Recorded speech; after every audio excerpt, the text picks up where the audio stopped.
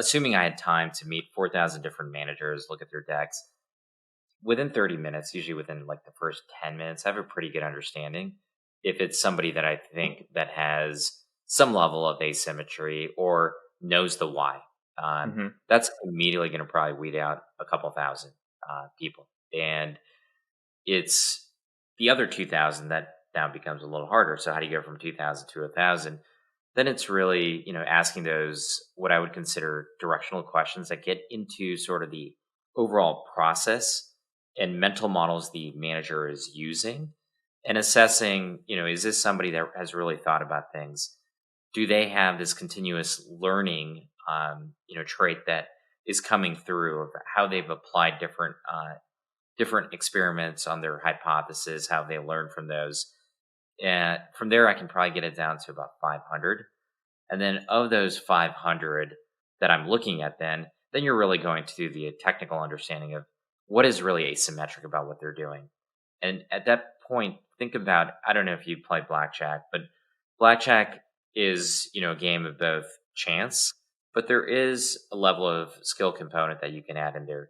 What type of table do you go into that increases your probability of winning? Do you know what the math is, right? Like, do you know by the book math that helps you slightly? Doesn't mean you're going to win. It helps you slightly.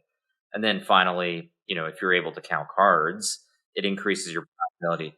So what you're starting to really assess with these GPs is what is their, corollary or analogy to counting cards? Do they have something that's very clear?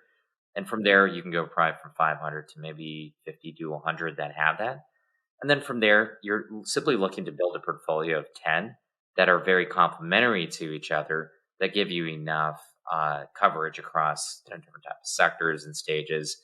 And at the end of the day, it's like, who do you just, it's a people business at the end of the day, right? You have, you're not showing me your TAM necessary. You're not saying this is my software, this is my traction. There's not any of that, especially with emerging managers. So ultimately, I'm making a bet on the person.